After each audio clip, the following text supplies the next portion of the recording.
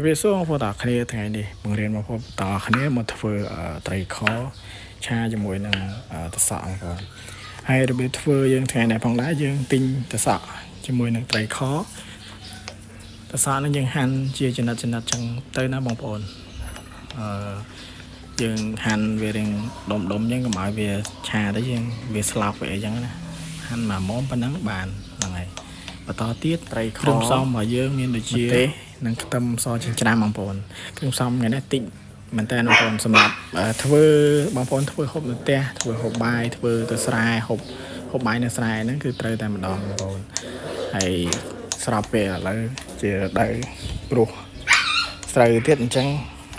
អាចធ្វើយកទៅញ៉ាំនៅស្រែបានគឺថាឆ្ងាញ់ខ្លាំងមែនតើយើងចិត្តទៅសក់ឲ្យវារៀងច្រើនតិចទៅបងប្អូនពួកខ្ញុំចូលចិត្តទៅសក់ហើយនៅពេលដែលយើងចិត្តសក់ហើយតើយើងរៀបបានច្រើនហើយគ្រឿងវាដូចខ្ញុំរៀបរាប់មិញហ្នឹងបងប្អូនមានតែម្ទេសហើយខ្ទឹមសហើយត្រីខទេតែប៉ុណ្្នឹងទេហ្នឹងហើយថ្ងៃនេះអ្នកធ្វើចុងភៅគឺ Chef ហ៊ុយភរិយាខ្ញុំយើងដាក់ខ្ទះហើយដាក់ខ្លាញ់បងប្អូនដាក់ឲ្យវាក្តៅចឹងមកបន្តមកទៀតដាក់ខ្ទឹមម្លិញឲ្យវារៀងឈ្ងុយក្រហមល្មមមកណាយកខ្លោច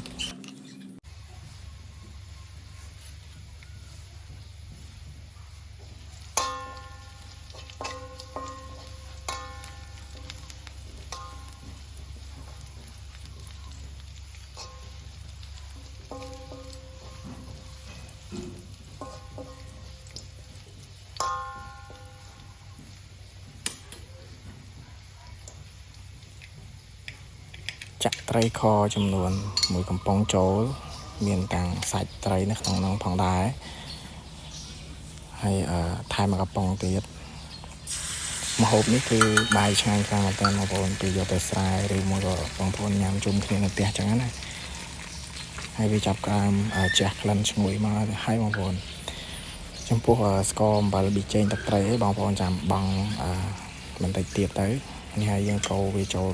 ជាមួយនឹងខ្ទឹមលីងបងប្អូនថាអត់ទាន់ជួយ Subscribe Channel YouTube ខ្ញុំកុំភ្លេចជួយ Subscribe Channel YouTube ក៏ដូចជា Follow Facebook Page ផងដែរបាទ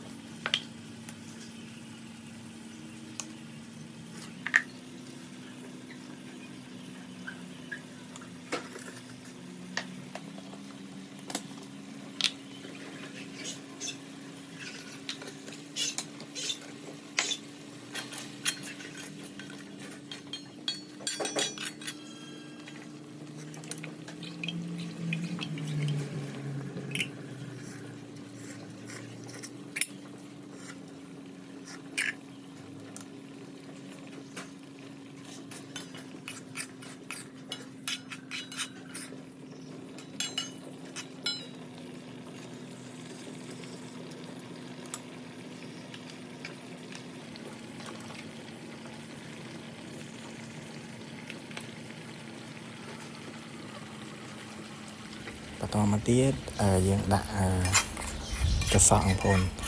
តសក់ដែលយើងបានចិតហ្នឹងតសក់ហ្នឹងលាងទឹកផងបងប្អូនលាងទឹកឲ្យស្អាតទៅយើងដាក់ចូលក្នុង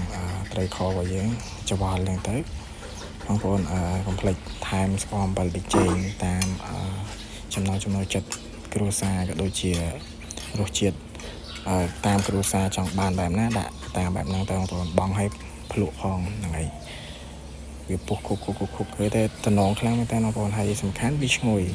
ក្លិនត្រីខខ្លាំងមែនតើទៅឲ្យវារៀងស្លោកបន្លែរបស់យើងសសក់ហ្នឹងហើយបើចង់ថែមម្ទេសពីលើបន្តិចក៏ដាក់ទៅបើអត់ទេមិនបាច់ដាក់ទេហើយម្ហូបយើងមានតែប៉ុណ្្នឹងទេបងប្អូនឆ្អិនហើយយើងលើកដាក់មកខាងក្រៅមកអញ្ចឹងទស្សនាវីដេអូបន្តអរគុណច្រើនបងប្អូនដែលគាំទ្រវីដេអូខ្ញុំកន្លងមកបាយបាយ